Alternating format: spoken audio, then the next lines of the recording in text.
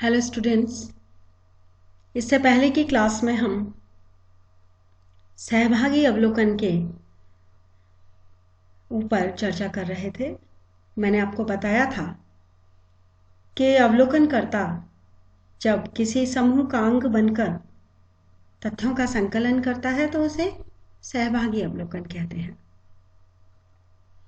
अनेक सामाजिक वैज्ञानिकों ने सहभागी अवलोकन का प्रयोग किया है। उदाहरण के तौर पर श्रमिक परिवारों का अध्ययन किया गया, लिपले और बूथ ने। मेलिनोवस्की ने किया ट्रोबियांडा द्वीप समूह का अध्ययन। रमनफर्थ ने किया टिकोपिया लोगों का अध्ययन। नेल सैंडरसन ने किया होबो लोगों का अध्ययन। और बहुत सारे अध्ययन ऐसे हुए। हॉर्वर्ड ने किया कैदियों का अध्ययन। तो ये जो अवलोकन के तरीका, जो एक बहुत ही महत्वपूर्ण तरीका है, उसके अंतर्गत अवलोकन किया गया सहभागी अवलोकन, और इसके माध्यम से लोगों ने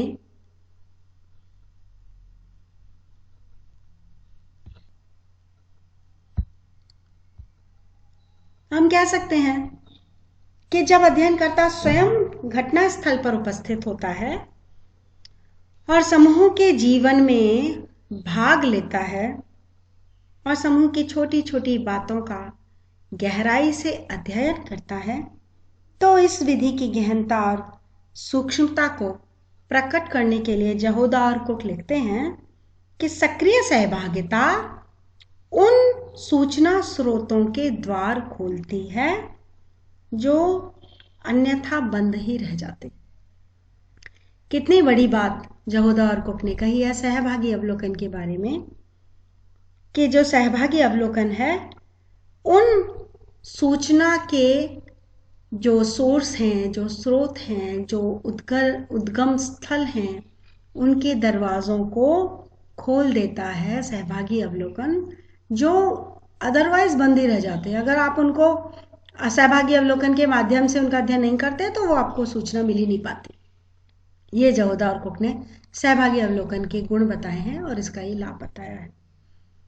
अगला लाभ देखते हैं हम, प्रत्यक्ष अध्ययन। आप अभी तक समझ चुके हैं कि अवलोकनकर्ता सामाजिक व्यवहारों का प्रत्यक्ष रूप से अध्ययन करता है, यानी कि उसकी जानकारी अधिक सही, अधिक वैज्ञानिक होती है।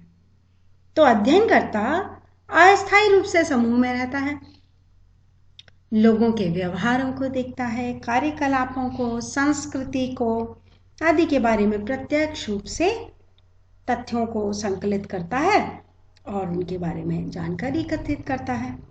तो इसके लिए वो लोगों से घनिष्ठ और अनौपचारिक संबंध भी डेवलप कर लेता है, उनके नज़दीक चला जाता है, उनके पास चला जाता है, उनके अंदर एंटर हो जाता है, उनके व्यक्तित्व को पहचानने लग जाता है।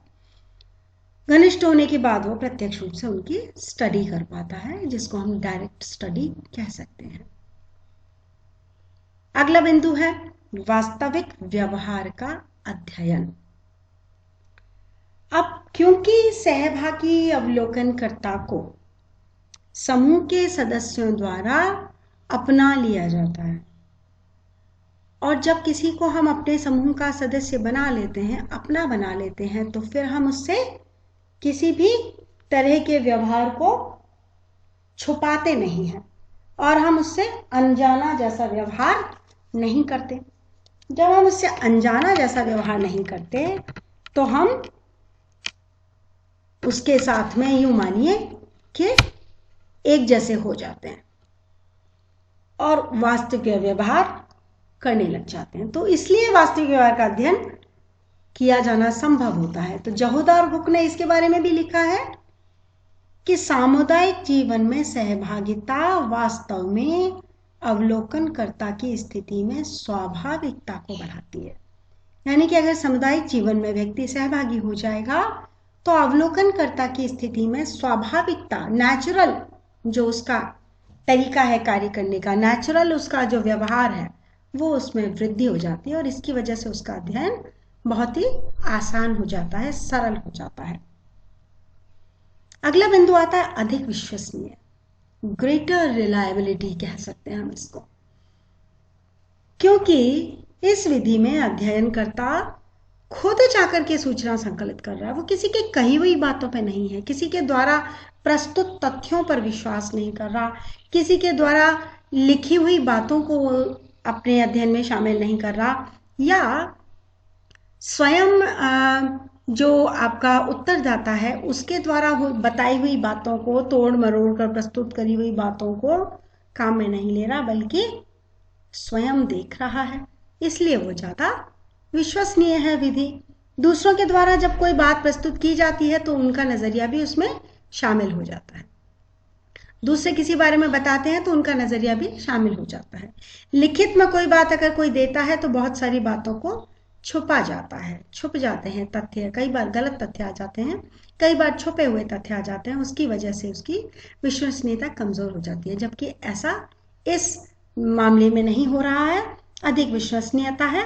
तो इसलिए कह सकते हैं कि सहभागी अवलोकन इस दोष से पूरी तरह से मुक्त है।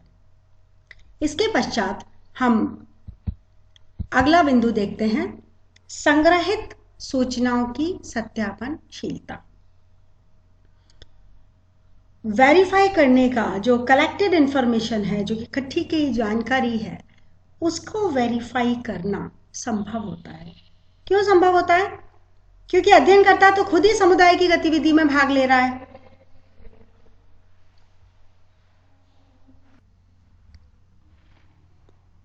तो अध्ययनकर्ता खुद ही क्योंकि समुदाय की गतिविधियों में भाग ले रहा है तो उसको सत्यता की जांच आसानी से हो जाती है। और अगर मान लीजिए किसी भी प्रकार की कोई आशंका भी होती है तो पुनः वैसी परिस्थिति आने पर पुनः उन तथ्यों का पुनर्निरीक्षण कर सकता है। तो इस तरह से जो संग्रहित सूचनाएं हैं उनकी सत्यापनशीलता का उदाहरण सामने आ जाता है। इसके बाद अगला बिंदु है सरल अध्ययन। चूंकि सहभागी अवलोकन में अवलोकनकर्ता समूह का सदस्य बन जाता है और उस पर फिर संदेह नहीं होता समूह वालों को और अविश्वास भी नहीं करते, तो बिना किसी रोक टोक के समूह के सारे सदस्यों के साथ मिलकर वो कार्यक्रमों में भाग ले लेता है। जब वो कार्यक्रमों में भाग ले लेता है तो सरलता से उसका अध्ययन कर पाता है, उनके धार्मिक कार्यों में घुस जाता है, उनके पारिवारिक उत्सवों में घुस जाता है, उनके जन्म और परिवार के विवाह या अन्य संस्कार या जो भी सेरेमनीज, मृत्यु, ऐसे जो भी उनके परिवारों में, उनके समूह में जिस भी प्रकार की गतिविधियां होती हैं, उनके साथ नृत्य करता है, उनके साथ गीत गाता है, उनके साथ भोजन करता है। ऐसे बहुत सारे क्रियाकलापों में वो अंदर आसानी से अंदर घुस जाता है। और जब वो आसानी से अंदर घुस जाता है तो बिना रोक टोक के उन सब चीजों का अवलोकन वो कर लेता है सरलता से। और क्योंकि उसे बार बार अध्ययन क्षेत्र में नहीं जाना पड़ता तो ये सुविधापूर्ण भी है, सरल भी है, आसान भी है और विश्वसनीय भी है। ठीक है, तो इस प्रकार से सहभागी अवलोकन में सरल अध्ययन की सुविधा भी है, सरल अध्ययन का लाभ भी है। अगला जो लाभ है वो है अध्ययनकर्ता की कुशलता में वृद्धि। एक लंबे समय तक समूह में रहने के कारण, उसकी क्रियाओं में भाग लेने के कारण अध्ययनकर्ता अनुभवी और कुशल हो जाता है। जब वो अनुभवी और कुशल हो जाता है तो उसमें प्रत्येक स्थिति को समझने की क्षमता पैदा हो जाती है और वो धीरे धीरे करके उनकी वास्तविक जो परिणाम है, वास्तविक जो अध्ययन के निष्कर्ष हैं, उनको समझ पाता है। इसकी बजाय अगर कोई अन्य व्यक्ति आकर के उस समूह के बारे में कोई जानकारी देता है तो हो सकता है अध्ययनकर्ता को यह समझ ना आए कि वह जानकारी किस संदर्भ में ग्रहण करनी है या उनका व्यवहार किसी विशेष परिस्थिति में ऐसा क्यों था। लेकिन अगर वो स्वयं क्षेत्र में है, स्वयं समूह के साथ है, तो वो उसको कुछ चीजों को ऐड कर सकता है, कुछ चीजों को डिलीट कर सकता है, कुछ चीजों को मान सकता है, कुछ चीजों को इनकार कर सकता है। वो अध्ययनकर्ता की कुशलता में इस प्रकार से वृद्धि हो जाती है। और जो अंतिम लाभ है वो हम कह सकते हैं स्वयं अवलोकनकर्ता सामुदायिक जीवन का एक दर्पण होता है। सहभागी अवलोकनकर्ता स्थानीय समूह के साथ इतना घुल मिल जाता है कि वो स्वयं भी समूह के अन्य सदस्यों की भांति व्यवहार करने लगता है। और यूं मानिए कि उसका व्यवहार जो जिस समूह का उसने अवलोकन किया है, अवलोकित किए गए समूह का प्रतिनिधित्व करने लगता है, और उसके व्यवहार से ही समूह के बारे में कई सूचनाएं स्वयं प्रकट होने लगती हैं। तो इस तरह से हम कह सकते हैं कि सहभागी अवलोकन के करने के कारण अवलोकनकर्ता स्वयं उस समूह का एक रिप्रेजेंटेटिव जैसा महसूस होने लगता है, एक रिप्रेजेंटेटिव जैसा बन जाता है। तो ये कुछ लाभ और कुछ गुण हैं जिनके बारे में हमने चर्चा की। इसके अलावा मैं आपको कुछ एक गुण और लाभ और बताना चाहती हूँ, जैसे कि इसके अंतर्गत उत्तरदाता की संवेगात्मक स्थितियों को सरलता से समझा जा सकता है। कई बार क्या होता है, किसी ने कोई रिएक्शन दिया, किसी ने कोई जवाब दिया, किसी ने कोई व्यवहार किया, कोई प्रतिक्रिया की। अब उस प्रतिक्रिया को आपने नोट कर लिया, लेकिन अगर आप स्वयं वहां सामने थे तो आप समझ सकते हैं कि प्रतिक्रिया क्यों थी, उसकी संवेगात्मक या इमोशनल स्टेट क्या थी उत्तरदाता की, जिसकी वजह से उसने यह प्रतिक्रिया दी है ना। तो अगर स्वयं मौजूद हैं तो समझ सकते हैं, स्वयं मौजूद नहीं है तो कारण ही नहीं पता, तो हम केवल प्रतिक्रिया को नोट कर लेंगे, उसके रिएक्शन को नोट कर लेंगे, उसके पीछे के कारण को नहीं समझ पाएंगे। दूसरा, संग्रहित तथ्यों को अंकित करना बहुत ही सरल होता है।